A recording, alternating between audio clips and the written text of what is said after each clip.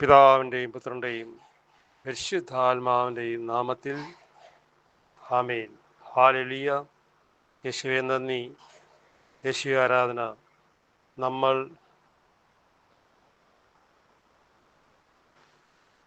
4 ദിവസം യേശുവിനെ പറ്റി ധ്യാനിച്ചു. 5-ാം ദിവസം ശിഷ്യന്മാരെ പറ്റി ധ്യാനിക്കുന്നു. ഇന്ന് 6-ാം ദിവസം വീണ്ടും യൂദാസിനെ പറ്റിയാണ് ഇന്നലെയും ഇന്നും നമ്മൾ ധ്യാനിക്കുന്നത്. ഹല്ലേലൂയ.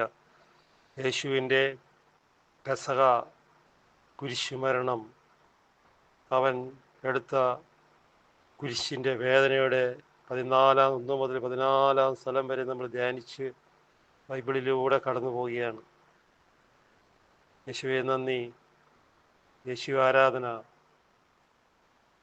അടുത്ത ആഴ്ചയും ഈ ആഴ്ചയെല്ലാം യേശുവിൻ്റെ വിശുദ്ധ വാരമാണ് അല്ലേ. നമ്മൾ നോയമ്പിലൂടെ പ്രാർത്ഥനയിലൂടെ വളരെ ദാഹങ്ങൾ സഹിച്ച് കടന്നു പോയിക്കൊണ്ടിരിക്കുകയാണ്. ഹല്ലേലൂയ. ഇന്ന് നമ്മൾ ശ്രവിക്കുന്ന വചനം യോഹന്നാൻ്റെ സുവിശേഷം 13-ാം അധ്യായം 21 മുതൽ 30 വരെയുള്ള തിരുവചനമാണ്. യൂദാസിനെ പറ്റി നമ്മൾ ധ്യാനിക്കുന്നത്. യൂദാസിൻ്റെ വഞ്ചനയെക്കുറിച്ച്. ഇന്നലെ വഞ്ചനയായിരുന്നു, ഇന്ന് വഞ്ചനയെക്കുറിച്ച് ധ്യാനിക്കുന്നു. ഹല്ലേലൂയ. അതിനു മുമ്പ് വലിയൊരു അനുഭവം എനിക്ക് ഇന്നുണ്ടായത് ഞാൻ നിങ്ങളുമായി പങ്കുവയ്ക്കാൻ പോവുകയാണ്. ഹല്ലേലൂയ. എന്നെ ഇന്നലെ വിളിച്ചിട്ട് ഒരു ബ്രദർ പറഞ്ഞു, ആലുവ സബ് സ്കൂൾ ഇങ്ങനെ ഒരു പ്രാർത്ഥനയായിട്ട് പോകുന്നുണ്ട്, ഏത് കുരിശിൻ്റെ വഴിയായിട്ട്. അപ്പം ഞാൻ വിചാരിച്ചു സാധാരണ കുരിശിൻ്റെ വഴിയായിരിക്കും. പക്ഷേ അവിടെ ചെന്ന് ആലുവ എന്ന് പറയുന്ന സ്ഥലത്ത് തോട്ടേക്കാട്ടര സെൻറ്റ് ആന്റണി പള്ളിയിൽ നിന്നാണ് അത് പുറപ്പെടുന്നത്. ബസ്സിൽ 70-80 സഹോദരി സഹോദരന്മാരുണ്ടായി. അമ്മച്ചിമാരും അപ്പച്ചന്മാരൊക്കെയാണ്. വയസ്സായ കുറേ ഭക്തരാണ്. അവർ കർത്താവിൻ്റെ അമ്മ, പരിശുദ്ധ അമ്മ തിരഞ്ഞെടുത്തതാണ്. നമ്മൾ തിരിച്ചറിയണം. അല്ലാത്തവർക്ക് ആ കൂട്ടായ്മയിലേക്ക് വരാൻ പറ്റില്ല. കാരണം നടന്ന ഒരു അത്ഭുതം ഞാൻ നിങ്ങളുമായി പങ്കുവയ്ക്കുകയാണ്. നിങ്ങളറിയണം. അവിടെ ചെന്നു രാവിലെ 9 മണിക്ക് സ്റ്റാർട്ട് ചെയ്ത് 5 മണിക്ക് അവസാനിക്കുമെന്ന് പറഞ്ഞു. അവിടെ ചെന്നപ്പോഴാണ് അറിയണത് 14 ദേവാലയത്തിൽ കുരിശിൻ്റെ വഴിയായിട്ട് പോവുകയാണ്. എല്ലാവരുടെ കയ്യിലും കുരിശുണ്ട്. അങ്ങനെ കുരിശുമായിട്ട് യാത്ര തുടങ്ങി. 14 ദേവാലയങ്ങളിലാണ് ഞങ്ങൾ പോയിക്കൊണ്ടിരുന്നത്. വലിയൊരു അനുഭവമാണ്. ഞാൻ ആദ്യമായിട്ടാണ് ഇങ്ങനെ ഒരു വഴിപാട് അല്ലേ, ഇങ്ങനൊരു കാൽവരി ക്രൂശ് യാത്ര ഞാൻ പോയത്. എനിക്ക് നല്ലൊരു അനുഭവമായിട്ട് അത് വന്നു. കർത്താവിൻ്റെ അമ്മ, പരിശുദ്ധാത്മാവ്, പരിശുദ്ധ അമ്മയുടെ മണവാളനായ പരിശുദ്ധാത്മാവ് ആ ഗ്രൂപ്പ് നയിച്ച ബ്രദേഴ്സിനെ അമ്മയാണ് കൊണ്ടുപോയത്. പരിശുദ്ധ അമ്മ ഓരോരുത്തരെയും വിളിച്ച് തിരഞ്ഞെടുക്കപ്പെട്ടവർ മാത്രം. നമ്മുടെ ഇടവകയെന്നുണ്ട് പല ദേവാലയങ്ങളിൽ നിന്നുള്ള ആൾക്കാർ മാത്രം. ഉപവാസത്തോടെയാണ് പോകുന്നതെങ്കിലും ഒരു ചെറിയ കടിയും ഒക്കെ ആയിട്ട് ഞങ്ങളങ്ങനെ കഴിച്ചു പോവുകയാണ്. ഇതിനകത്ത് കിട്ടിയ അനുഭവം എന്താണെന്ന് ആരെങ്കിലും ചോദിച്ചാൽ എനിക്ക് പറയാനുള്ളത്, 14 ദേവാലയത്തിലാണ് ഞങ്ങൾ കുരിശിൻ്റെ വഴിയായിട്ട് 14-ാം സ്ഥലം സമർപ്പിച്ചത്. അപ്പം ഈ 14-ാം സ്ഥലം സമർപ്പിക്കുമ്പോൾ ഓരോ ദേവാലയത്തിലും ചെല്ലുമ്പോൾ ആ വൈദികൻ യേശുവിൻ്റെ കുരിശും പൊക്കി ഞങ്ങളെ ആശീർവദിക്കുകയാണ്. ആരാണപ്പോൾ ആശീർവാദം തരുന്നത്? വൈദികൻ ഒരു ഉപകരണം മാത്രമാണ്. കർത്താവാണ് അവിടെ പ്രവർത്തിക്കുന്നത്. കർത്താവ് കൂടെ ഉണ്ടായിരുന്നു. കർത്താവിൻ്റെ അമ്മയും കൂടെ ഉണ്ടായിരുന്നു. ആർക്കും ഒരു തളർച്ചയോ ക്ഷീണോ ഒന്നും വന്നില്ല. കാരണം പരിശുദ്ധ അമ്മ പരിശുദ്ധാത്മാവ് കൂടെ ഉണ്ടായിരുന്നു. വളരെ ശക്തിയായിരുന്നു. അനുഭവിച്ചറിയണം. കർത്താവ് എത്ര നല്ലവനെന്ന് അനുഭവിച്ചറിയുവാൻ സങ്കീർത്തനങ്ങൾ പറയുന്നുണ്ട്. അതുപോലെയായിരുന്നു ആ ഒരു യാത്ര, കുരിശിൻ്റെ വഴി. ഓരോ ദേവാലയത്തിലും ചെല്ലുമ്പോൾ കർത്താവിൻ്റെ കാസയും പീലാസയും ഉയർത്തുന്ന ഇടവക വൈദികനാണ് ആ വെളിയിൽ. വികാരി അച്ഛനാണ്. വികാരി അച്ഛൻ ഞങ്ങളെ ആശീർവദിക്കുകയാണ്. അങ്ങനെ 14 പള്ളിയിലെ അത്ഭുതങ്ങൾ, അത് പറയാൻ പോയാൽ വാക്കുകളില്ല. എന്താണെന്നറിയാമോ? ആ ആശീർവാദം വന്നത് എങ്ങനെയാണെന്നറിയാമോ?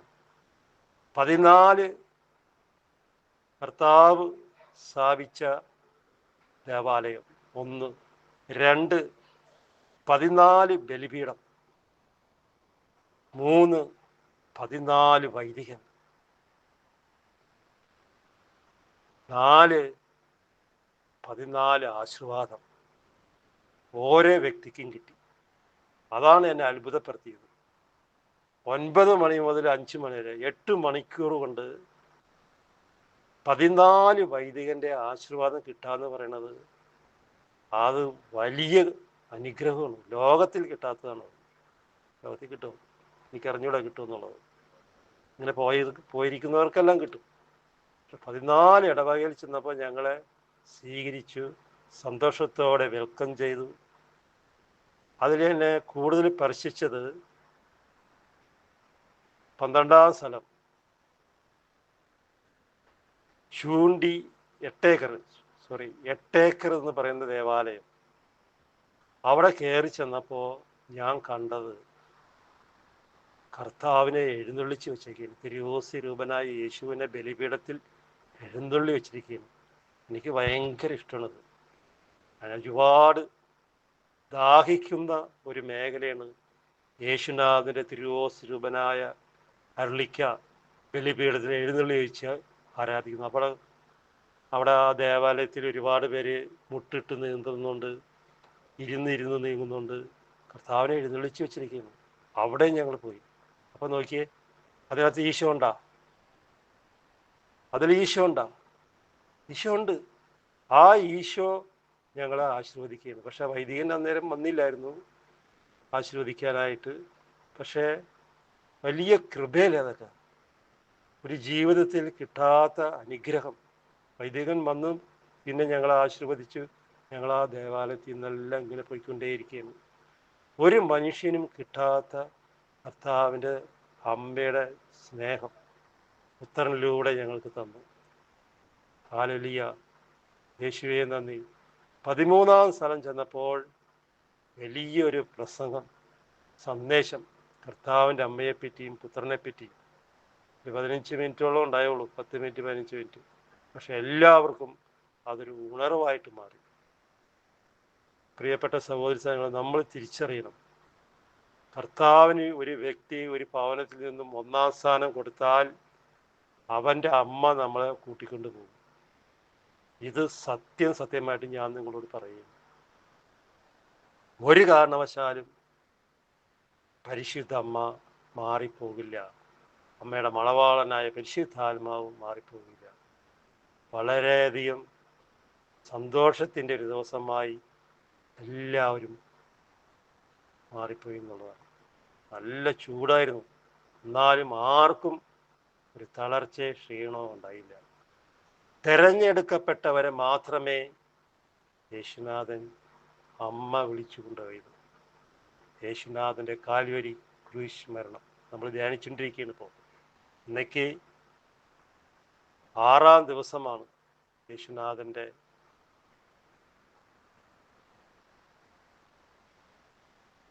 പെസഹ, ഗുഡ് ഫ്രൈഡേ, ഉയർത്തെഴുന്നേൽപ്പ്, ഇതെല്ലാം നമ്മളിങ്ങനെ കടന്നു പോയിക്കൊണ്ടിരിക്കുകയാണ്. യേശുവേ നന്ദി, യേശുവേ ആരാധന. വചനം ശ്രവിക്കാം. യോഹന്നാന്റെ സുവിശേഷം 13-ാം അധ്യായം 21-ാം വാക്യം. ഇത് പറഞ്ഞപ്പോൾ യേശു ആത്മാവിൽ അസ്വസ്ഥനായി.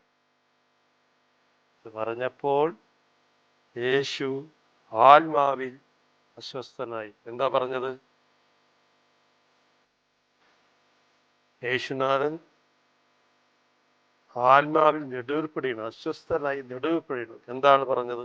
അടുത്ത വചനം, അവൻ വ്യക്തമായി പറഞ്ഞു, സത്യം സത്യമായി. 2 പ്രാവശ്യം യേശുനാഥൻ സത്യം ചെയ്യുന്നു. യേശുനാഥൻ 2 പ്രാവശ്യം ഒരു വ്യക്തിനെ വിളിക്കുന്നുണ്ടെങ്കിൽ അത് പ്രത്യേകതയുണ്ട് അതിനകത്ത്. എന്താണ് പ്രത്യേകത? യേശു ഏറ്റവും കൂടുതൽ സ്നേഹിക്കുന്നവരെയാണ് അവൻ 2 പ്രാവശ്യം വിളിക്കുന്നത്. മാർത്ത മാർത്ത, 2 പ്രാവശ്യം വിളിക്കുന്നത് അല്ലേ? യേശുനാഥന്റെ സ്നേഹമാണ്. സവോൾ സവോൾ, 2 പ്രാവശ്യം വിളിക്കുന്നുണ്ട്. ആ വിളിയിലൊക്കെ ഒരുപാട് അർത്ഥമുണ്ട്.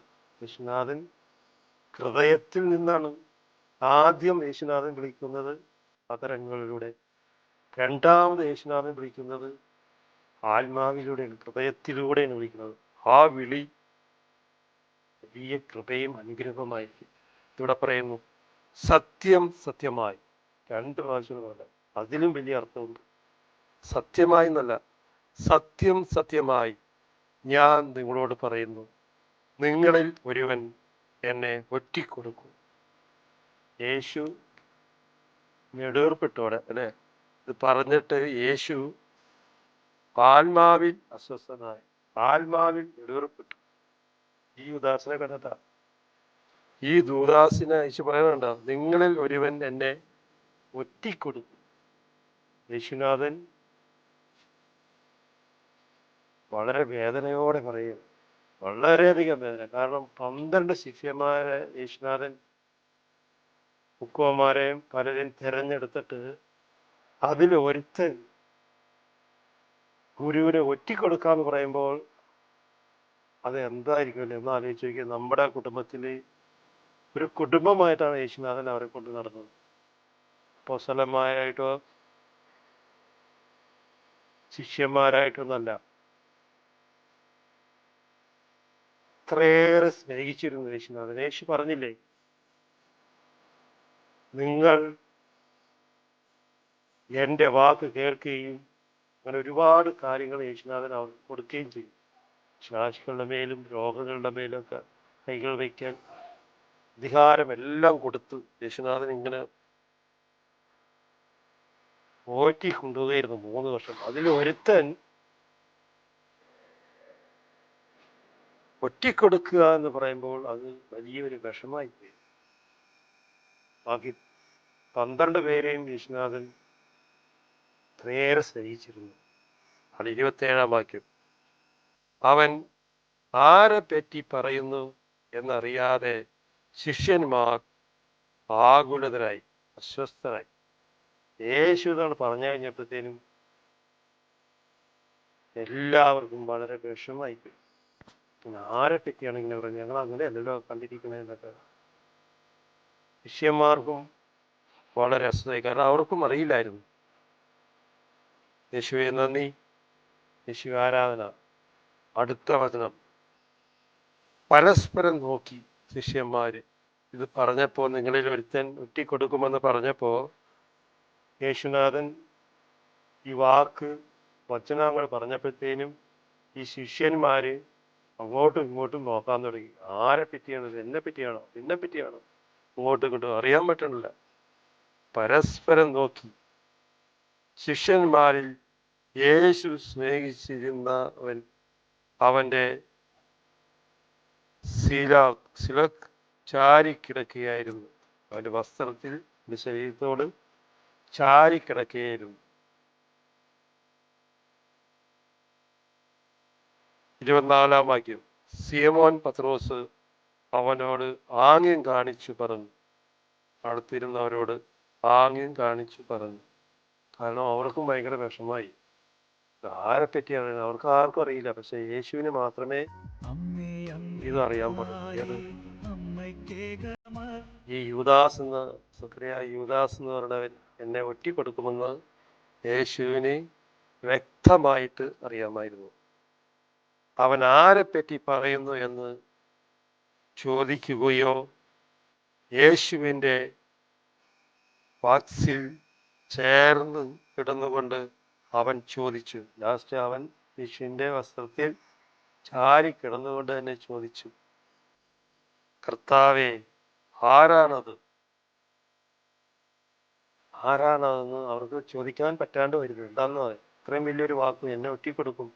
അപ്പൊ യേശുനാഥൻ ആരും അറിയാതെ ഇങ്ങനെ മാറി മാറി താമസിച്ചിട്ട് ഇങ്ങനെ പോന്നുകൊണ്ടിരിക്കുകയാണ്. അപ്പൊ എന്നെ ഒറ്റിക്കൊടുക്കും, ഞാൻ എവിടെയായിരിക്കുമെന്ന് അങ്ങനെ അവൻ, നമുക്ക് അറിയാൻ പറ്റുമല്ലോ, നമ്മൾ കഴിഞ്ഞ് 30 വെള്ളിക്കാശിന് വേണ്ടി അവൻ ഒറ്റിക്കൊടുക്കുകയാണ്. ഹല്ലേലൂയ. യൂദാസ്. ആരാണത്? 26-ാം വാക്യം. അവൻ പ്രതിവചിച്ചു, അപ്പ കഷ്ണം മുക്കി ഞാൻ ആർക്ക് കൊടുക്കുന്നുവോ അവൻ തന്നെ. അപ്പ കഷ്ണം. യേശുനാഥൻ സഖിയൻ കുട്ടിശാലയിൽ കുർബാന സ്ഥാപിക്കാൻ. പക്ഷെ കുർബാന പൂർത്തിയാവുന്നത് ഗാഗുൽത്താ മലയിൽ 3 കാര്യൻപാണികളിൽ അവൻ മരിച്ചു കഴിഞ്ഞ് ഉയർത്തെഴുന്നേൽക്കുമ്പോഴാണ്. ഹല്ലേലൂയ. അപ്പ കഷ്ണം മുക്കി ഞാൻ ആർക്ക് കൊടുക്കുന്നുവോ അവൻ തന്നെ. അപ്പൊ അവിടെ യൂദാസ് നിൽക്കുന്നത്. ഇതിനകത്ത് രസമുള്ളത്, എല്ലാവരും വന്നിട്ട് അങ്ങോട്ടും ഇങ്ങോട്ടും ചോദിക്കുന്നുണ്ട്, ഞാനാണോ ഞാനാണോ? ഇന്നലെ നമ്മളത് കണ്ടതാണ് കേട്ടെ. അപ്പൊ യൂദാസും ചോദിക്കുന്നു, ഗുരു, അത് ഞാനാണോ? ഉടനെ യേശു പറയും, നീ തന്നെ പറയുന്നു കേട്ടോ. വളരെ ദയനീയമായ അവസ്ഥയാണ് യേശുവിന്റെ ആ വാക്ക്. നീ തന്നെ പറയണല്ലോ. ആ യേശുവിന്റെ ആ വാക്കിൽ ഒരുപാട് അർത്ഥമുണ്ട്. നീ ഒന്നും അറിയാത്ത പോലെ അല്ലേ, ഞാനാണോ നീ എന്നോട് തന്നെ ചോദിക്കുന്നുള്ളത്. യേശു എന്തുകൊണ്ടാണ് ഇവരിങ്ങനെയൊക്കെ കിടന്ന് കാണിക്കാനുള്ള കാരണം? 1 മണിക്കൂർ പ്രാർത്ഥിക്കാൻ പറഞ്ഞിട്ട് പ്രാർത്ഥനയില്ലാതെയൊക്കെ പോകാനുള്ള കാരണം, ഒരാളില്ലായിരുന്നു അവരുടെ ഹൃദയത്തിൽ, ആത്മാവിൽ. അവര് ഒരുപാട് അത്ഭുതങ്ങളും അടയാളങ്ങളും യേശുനാഥന് കാണിച്ചു കൊടുക്കുകയും പഠിപ്പിക്കുകയും എല്ലാം ചെയ്തു. ജെറുസലേം വിട്ട് പോകരുതെന്ന് പറയുന്നത് നമ്മൾ അനുസരണതെല്ലാം അവരെ ഓടിപ്പിക്കുന്നു. കാരണം പരിശുദ്ധാത്മാവില്ലായിരുന്നു. പരിശുദ്ധാത്മാവില്ലാത്തൊരു വ്യക്തിക്ക് ബലിപീഠത്തോട് ചേർന്ന് നിൽക്കാൻ സാധ്യമല്ല. പരിശുദ്ധാത്മാവുള്ള ഒരു വ്യക്തിക്ക് യേശുനാഥനെ എന്തെങ്കിലും ചെയ്യാൻ, യേശുവിൻ്റെ അമ്മയ്ക്കും വേണ്ടി എന്തെങ്കിലും ചെയ്യാൻ അവൻ ജീവൻ പണം വെക്കും. അതാണ് ഇന്ന് ആലുവ ഈ ഗ്രൂപ്പ് കൊണ്ടുപോയത്. നമ്മൾ തിരിച്ചറിയണം, എന്തെങ്കിലും ഒരു ഗ്ലാസ് വെള്ളമെങ്കിലും നീ ഒരു വ്യക്തിക്ക് കൊടുത്താൽ അത് എനിക്ക് തന്നെ എന്നാണ് യേശുനാഥൻ പറയുന്നത്. അപ്പൊ ഇങ്ങനെ 10-80 പേരെ ബസ്സൊക്കെ പിടിച്ച് 14 ദേവാലയങ്ങളിൽ കയറ്റി ഇറക്കി സ്തുതിച്ച് 14 സ്ഥലം ധ്യാനിച്ച് കുരിശിന്റെ വഴി നടത്തി ഇങ്ങനെ പോകുമ്പോ യേശു തമ്പുരാൻ പ്രതിഫലം നൽകുന്നതെന്നാണ് വരുന്നത്. അവരുടെ കുടുംബത്തില് 1000 തലമുറ വരെ അനുഗ്രഹിക്കപ്പെടും. 1000 തലമുറ വരെ. ഒരു വ്യക്തി കർത്താവിന് വേണ്ടി വാതിൽ തുറന്നാൽ അവൻ 1000 തലമുറ വരെ അനുഗ്രഹിക്കും. അത് യേശുനാഥന്റെ വാക്കാണ്. അവൻ അപ്പക്കഷ്ണം മുക്കി സീമോൻ സക്രിയായുടെ മകൻ യൂദാസിന് കൊടുത്തു. ആദ്യം തന്നെ. അപ്പൊ യേശുനാഥൻ പെസഹ ഒരുക്കിയൊക്കെയാണ്. അത് നമ്മൾ കഴിഞ്ഞ് അല്ലേ, അത് കഴിഞ്ഞ് പിന്നെ യുദാസിന്റെ ഇന്നലത്തെ വഞ്ചന, ഇന്ന് ബാക്കി ഭാഗമാണ് യുദാസിന്റെ കടന്നു പോയിക്കൊണ്ടിരിക്കുന്നത്. അപ്പൊ പെസഹ ഒരുക്കി വെച്ചപ്പോ നമ്മുടെയും വീട്ടുകളിൽ കാണും അല്ലെ, പെസഹ ഭക്ഷിക്കുന്നത് എങ്ങനെയാണ്? ആ ഭവനത്തിൽ പ്രായമായ ആരെങ്കിലും ആയിരിക്കും അത് മുറിച്ച് അപ്പം പാലിൽ മുക്കി ഓരോ കഷ്ണം ഇങ്ങനെ കൊടുക്കും. ഇപ്പൊ അതുണ്ടോന്നൊക്കെ എനിക്ക് അറിഞ്ഞൂടാ. എൻ്റെ വീട്ടിലതുണ്ട്. പ്രാർത്ഥിച്ച് ആദ്യത്തെ അപ്പം മുറിച്ച്, ആരാണ് വീട്ടിൽ ആദ്യം മൂത്തതെന്ന് വെച്ചിട്ടുണ്ടെങ്കിൽ അദ്ദേഹത്തിന് ആദ്യം കൊടുക്കേണ്ടത്. അമ്മയാണെങ്കിൽ അമ്മ, അപ്പനുണ്ടെങ്കിൽ അപ്പൻ, അല്ലെങ്കിൽ ഭാര്യയ്ക്ക് ആദ്യം. അത് കഴിഞ്ഞിട്ട് അതിന് താഴെയുള്ളവർക്ക്. അങ്ങനെ കൊടുത്ത് വരും. യേശുനാഥനും കൊടുക്കുന്ന അങ്ങനെയാണ്. എന്താ യേശുനാഥൻ കൊടുത്തത് എങ്ങനെയാണ്? അതിനകത്ത് 12 ശിഷ്യന്മാരുണ്ട് അല്ലേ. 12 ശിഷ്യന്മാരെ നോക്കിയിട്ടാണ് യേശുനാഥൻ അപ്പം മുറിച്ചു കൊടുത്തത്? അല്ല. എന്നെ ശരീരം യേശുനാഥൻ ആദ്യം കൊടുക്കുക. അതാണ് ആ കൊടുത്തത് അല്ല. യൂദാസിനെ കൊടുത്തു. 27-ാം വാക്യം. അപ്പക്കഷം സ്വീകരിച്ചതിനെ തുടർന്ന് നോക്കിക്കോളണം. ഇവിടെയാണ് നമ്മൾ ശ്രദ്ധിക്കേണ്ടത്. ഇവിടെ നമ്മൾ വളരെയധികം ശ്രദ്ധിക്കണം. സാത്താൻ അവനിൽ പ്രവേശിച്ചു. നമ്മൾ കുർബാന സ്വീകരിക്കുന്നുണ്ടല്ലോ അല്ലേ? കുമ്പസാരിച്ച് പാവം ഏറ്റുപറഞ്ഞ് പശ്ചാത്തലിച്ച് വീണ്ടും അതേ പാവം ചെയ്ത് ഈ യേശുനാഥന്റെ ശരീരം ഭക്ഷിക്കുമ്പോൾ നിന്റെ ആത്മാവിലും ഹൃദയത്തിലും യേശുനാഥനാണോ വരുന്നത്, സാത്താനാണോ വന്നത്? ഒന്ന് ചിന്തിക്കണം. പ്രത്യേകിച്ച് കുമ്പസാരിച്ച് ഇനി ഒരു തീരുമാനം എടുത്തിട്ട് വീണ്ടും മദ്യം കഴിച്ചിട്ടുണ്ടെങ്കിൽ ഈ സാത്താൻ കയറും, യാതൊരു സംശയമില്ല. അത് കുമ്പസാരത്തിൽ പറയാണ്ട് നീ വീണ്ടും വീണ്ടും യേശുനാഥന്റെ ശരീരം ഭക്ഷിച്ചുകൊണ്ടിരുന്നാൽ കാലക്രമേണ നീ ഒരു രോഗിയായിട്ട് മാറും. അത് നിന്റെ പുസ്തകത്തിൽ എഴുതി വെച്ചുകൊള്ളുക. മദ്യം കഴിച്ച അതേ നാവിൽ യേശുനാഥന്റെ ശരീരം വെച്ചാൽ ആ ദേവാലയം വിട്ട് പുറത്തോട്ട് ഇറങ്ങുമ്പോൾ മദ്യം എന്ന സാത്താൻ പിശാച് നിന്നെ കെട്ടിപ്പിടിക്കും, വിടില്ലവൻ. യേശുനാഥൻ കരഞ്ഞുകൊണ്ട് പറന്നു. ഒരിക്കലും യേശുനാഥനെ നിനക്ക് കിട്ടില്ല. വേണമെങ്കിൽ ആലോചിച്ച് നോക്കിക്കോ. വേറൊരു കാര്യം കൂടി ഞാൻ പറയാം. എന്താണെന്ന് വെച്ചാൽ, പാപം നിന്റെ ഹൃദയത്തിലുണ്ടെങ്കിൽ വൈദികം തരുന്ന യേശുനാഥന്റെ ശരീരം നാവിൽ സ്വീകരിക്കുമ്പോൾ നിന്റെ നാവിൽ ഒരു കയ്പ് വരുന്നുണ്ടെങ്കിൽ സാത്താൻ നിന്നിലുണ്ടെന്നുള്ളതിൽ യാതൊരു സംശയമില്ല. അതേസമയം യേശുനാഥന്റെ ഈ തിരിശരീരം നിന്റെ നാവിൽ വരുമ്പോൾ ഒരു ഇളം മധുരം വന്നിട്ടുണ്ടെങ്കിൽ തീർച്ചയായിട്ടും നിന്റെ ശരീരത്തിൽ യേശുനാഥൻ വസിച്ചിരിക്കും. ഒരു കയ്പോ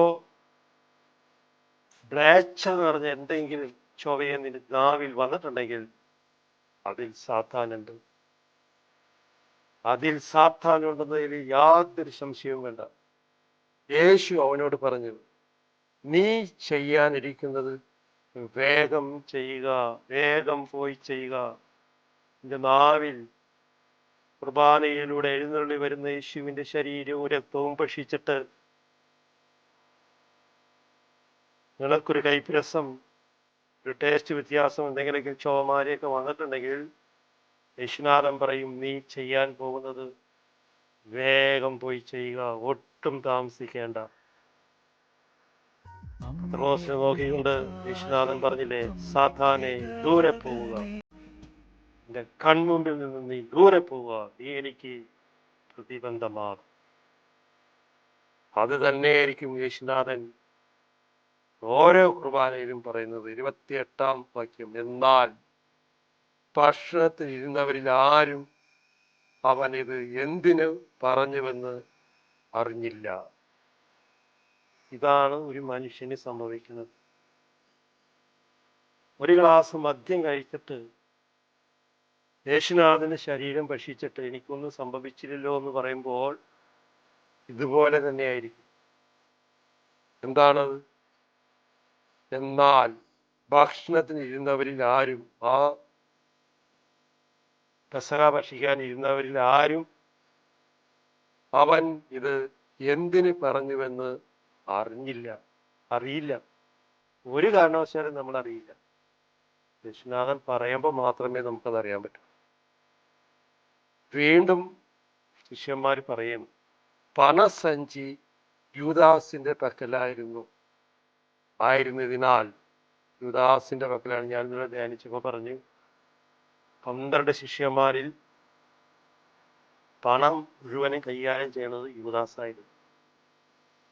അപ്പൊ ഇത് നമ്മൾക്കൊരു അനുഭവമാണ്. എന്താന്നാ, എവിടെയെങ്കിലും ജോലി ചെയ്യുമ്പോൾ ഇതുപോലെ കൈക്കൂലി വാങ്ങുക, മറ്റുള്ളവരെ നെക്കിപ്പിഴിയുക,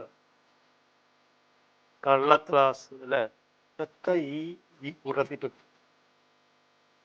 യൂദാസിന്റെ കൂട്ടത്തിൽപ്പെട്ടു. കർത്താവിന്റെ കൂട്ടത്തിൽപ്പെട്ടില്ല. ബലിയർപ്പിക്കാൻ പറ്റും, കുമ്പസാരിക്കും, കർത്താവിന്റെ ശരീരത്വവും ഭക്ഷിക്കും. പക്ഷേ അവന്റെ ഉള്ളിലിരിപ്പ് എന്താണെന്ന് യേശുനാഥൻ അറിയും, നമ്മളറിയില്ല. നമ്മൾ ഒരിക്കലും അറിയില്ല. നമ്മൾ കാണുമ്പോൾ ഭയങ്കര ഭക്തമാണ്, അങ്ങനെയാണ്. പക്ഷെ അവൻ വീട്ടിലേക്ക് വന്ന് ജോലി സ്ഥലത്തേക്ക് കയറി കഴിയുമ്പോൾ അവൻ ചെയ്യണ പ്രവൃത്തി എന്താന്ന് അവന് തന്നെ അറിയില്ല. അതാണ് ഇപ്പൊ യൂദാസിന് സംഭവിച്ചത്. എന്താണ്? പണസഞ്ചി യൂദാസിന്റെ പക്കലായിരുന്നതിനാൽ നമുക്ക് തിരുനാളിന് ആവശ്യമുള്ളത് വാങ്ങുക എന്നായിരിക്കും അവർ വിചാരിച്ചത്. ദരിദ്രർക്ക് എന്തെങ്കിലും കൊടുക്കുക എന്നും ആയിരിക്കും. രസകരമാണല്ലോ. അപ്പൊ ദരിദ്രർക്ക് എന്തെങ്കിലും കൊടുക്കാനായിട്ട് യേശുനാഥൻ പറഞ്ഞതായിരിക്കും എന്ന് കരുതി. യേശുനാഥൻ എന്താ പറഞ്ഞത്? നീ ചെയ്യാൻ പോകുന്നത് വേഗം പോയി ചെയ്തുകൊള്ളുക, ഇനി ഒട്ടും സമയം കളയണ്ട. എന്താണത്? ഒറ്റിക്കൊടുക്കാനാണ്. നീ 30 വെള്ളിക്കാശ് മേടിച്ചെന്നൊക്കെ യേശുവിനെ അറിയാം, പക്ഷെ യേശു പറയണില്ല. അത് പോയി ചെയ്തുകൊള്ളുക, നീ എന്നെ ഒറ്റിക്കൊടുക്കുക. ശിഷ്യന്മാർക്ക് അതാരും മനസ്സിലായി. ചെയ്തുകൊള്ളുക, പോയി ചെയ്തോളാൻ പറഞ്ഞ് യേശുനാഥൻ ഓർഡർ കൊടുക്കുകയും. ഹല്ലേലൂയ. യേശു അവനോട് ആവശ്യപ്പെട്ടതെന്ന് ചിലർ വിചാരിച്ചു. ആവശ്യപ്പെട്ടത് എന്തെങ്കിലും മേടിക്കാനായിരിക്കും എന്ന് കരുതി ആവശ്യപ്പെട്ടതെന്ന് ചിലർ വിചാരിച്ചു. ആ അപ്പക്കഷ്ണം സ്വീകരിച്ച ഉടൻ, പ്രത്യേകം വരികയാണ് 30-ാം വാക്യം, ആ അപ്പക്കഷ്ണം സ്വീകരിച്ചതിന് ഉടനെ അവൻ പറഞ്ഞുപോയി, അവൻ പുറത്തുപോയി. അപ്പോൾ രാത്രിയായിരുന്നു. എന്താ, സാത്താൻ വന്നതും രാത്രിയിലാ വരാത്തത്. തട്ടിക്കളയും മക്കളെ. കർത്താവിന്റെ ശരീരം നമ്മൾ വിശുദ്ധിയോടെ അല്ല ഭക്ഷിക്കണമെങ്കിൽ നമ്മുടെ കാര്യം നോക്കാൻ കർത്താവിന്റെ മുമ്പിൽ ഉമ്മയുടെ ശക്തികളെ മഴിച്ചു വെക്കണം. 2 വഞ്ചിയിൽ കാല് വയ്ക്കരുത്. ഒന്നെങ്കിൽ സത്യം, അല്ലെങ്കിൽ കുർബാനയിൽ എഴുന്നള്ളി വരുന്ന യേശുനാഥന്റെ ശരീരം. ഞാൻ വ്യക്തമായി പറയാം, കർത്താവിന് വെറുപ്പുള്ള ഒരു കാര്യമാണ് മദ്യം. മദ്യം കുടിക്കുന്നവരെ കർത്താവിന് ഇഷ്ടമല്ല. ഹല്ലേലൂയ. ഓ പരിശുദ്ധമേ, യേശുവിനമ്മേ, പുത്രന്റെ ജീവന്റെ വചനം കേൾക്കാൻ ഞങ്ങളുടെ കാതുകളെയും ഹൃദയത്തെയും ആത്മാവിനെയും ജ്വലിപ്പിക്കണമേ എന്നും ശിഷ്യന്മാരെ പറ്റി ഓരോ വാക്കുകളും ഞങ്ങൾക്ക് പരിശുദ്ധാത്മാവോടി വെളിപ്പെടുത്തി തരുന്നതിനോർത്ത് ഞങ്ങൾ നന്ദി പറയുന്നു. യേശുവെ നന്ദി. യേശുവിൻ്റെ അമ്മയെ ആരാധന, പുത്രനെ ആരാധന, പുത്രന്റെ മഹത്വം. പരിശുദ്ധ പരമ ദൈവകാരണീശോയ്ക്ക് നേരവും ആരാധനയും സ്തുതിയും പുകഴ്ചയും ഉണ്ടായിരിക്കട്ടെ. പരിശുദ്ധ പരമ ദൈവകാരണീശോയ്ക്ക് നേരവും ആരാധനയും സ്തുതിയും പുകഴ്ചയും ഉണ്ടായിരിക്കട്ടെ. മുറവേറ്റ് യേശുവിൻ്റെ തിരുശരീരവും തിരുരക്തവും ഭക്ഷിക്കാൻ ഞങ്ങളെ യോഗ്യരാക്കണമേ എന്ന് പ്രാർത്ഥിച്ചുകൊണ്ട് വിശുദ്ധ പരമ ദൈവകാരണീശോയ്ക്ക് നേരവും ആരാധനയും സ്തുതിയും പുകഴ്ചയും ഉണ്ടായിരിക്കട്ടെ. നാളെയും ശിഷ്യന്മാരെ പറ്റിയായിരിക്കും നമ്മൾ ധ്യാനിക്കുന്നത്. ഹല്ലേലൂയ. Praise the Lord. അതേ മരിയ.